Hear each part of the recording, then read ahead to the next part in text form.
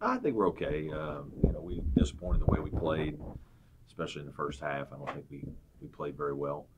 Um, Obviously bounced back and did a lot of really good things in the second half. Made a lot of shots and just worked our way back into the game and had chances, but just didn't play well enough to beat a really good North Carolina team at home. So now we have to move on. Very competitive, physical group from Notre Dame coming in, smart, tough. We'll have to play well Saturday. They're down a couple of players, but still they've proven in the ACC still very dangerous. Yeah, they've adjusted nicely since Bonzi's injury. I think Gebbin has really shown that he's a guy that can score. I mean, he's a double guy. He just didn't get very many touches. It's not as easy, with two guys posting. So you usually post your best guy, and with them it used to be Bonzi. Now it's him, and he's a handful. Not only that, he's almost averaging 5 offensive rebounds a game. So he's a double guy. He's big, strong. He's older. He's playing well. Their guards are really good. Farrell's an elite guard that can score, pass, one of the fastest guys in the league. Gibbs, I think, is a superstar. I think he's going to be, next year, I think he'll be an all ACC guy. He can do a lot of things. He can shoot it, pass it, defends. I think they really defend well. They've got big, strong, athletic guards, good size, toughness, and they rebound the fire out of the ball, so you don't get many second chances. And so they present some problems in different ways maybe than some of the past Notre Dame teams. Coach, I didn't get a chance to ask you this the other night, but you brought in Clyde Trapp late in the game when it was close, 5 or 6 point game. Yeah. Did you just like what he brought defensively there? Yeah, Clyde's improving. Clyde and Amir, I think, are both starting to show some signs. Really first in practice. Again, I thought in hindsight, I wish I would have played Amir more. I thought he played well in the few minutes that he played. Some of it was because North Carolina played so small that there was just a fear there of, a matchup against really 4 perimeter guys, and wasn't sure if that would be a good situation. But, in hindsight, I wish I'd have played him more. Clyde, I think, just keeps getting a little bit better. And, on both ends, he's really practicing better and better and just starting to see more confidence in practice. And that's starting to carry over. And, again, I think those guys are doing fine. Obviously, with Clyde, there's just so many older players ahead of him in his position. It's tough sometimes. But we like the way they're developing. We say this every year, but it's so hard to win on the road in the ACC. Important to win these home games. Yeah, if you're going to get where you want to go. Yeah, obviously, home teams are winning a lot of games, which is normal. Doesn't make it any easier, really, in terms of, once the ball's tipped, you're just playing. But certainly we hope to feed off a great crowd, another sellout crowd, and build a little momentum through them. I think we've done that, both against Louisville and Miami, and it's nice to play at home. You said the other night that you wanted your guys to come out with some poise and arrogance.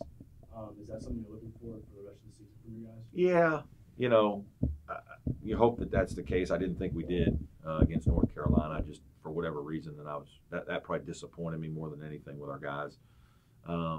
Sometimes it's just anxiousness to play. You're excited and want to play, and you can get careless. I thought that happened to us. We have to be careful, I think, sometimes because of that. Again, because we play faster at times, and we have guys that really try to make plays. That I think that's, I've talked about it several times. Every once in a while, that's our itch. That's what's a problem for us. We just get careless occasionally, or try to play too quickly and get out of sorts a little bit with some things that cause us to waste possessions. Dante has really taken on a leadership role this season, Yep. and I know he does a lot of things other than scoring, but he didn't score at all in the first half the other night. He wasn't the only one, but would you really like to see him kind of be more aggressive offensively? Not really. I mean, I didn't, he missed some shots. He had a couple opportunities early and didn't make them. I don't think he wasn't 100%, and maybe, when he got off to a little bit of a bad start, I don't know if that just didn't get him going. And, it took him a while, and kind of wasn't himself in certain situations. I think he messed up on a couple plays, which almost never happens. I just thought that, he just didn't feel himself, look himself the other day, and I think he's working his way back there now and feeling a little bit better, and hopefully he'll play great like he did last Saturday. Last Saturday he was unbelievable. Did Shelton come through that 3-game stretch okay? Looked like he might have been limping a actually, little bit. he we had to sit him in practice yesterday, to be honest with you. He's and Dante too, for that matter, a little bit. Those guys are both we're a little banged up. It's there's been a lot of competitive games so far, and we're really trying to manage it here this next day or two to make sure that those guys feel good about where they are and physically in terms of competing, because it's going to take a lot to beat these guys. Where do you think this team is at this point in the year as compared to some of the teams that you've had in the past?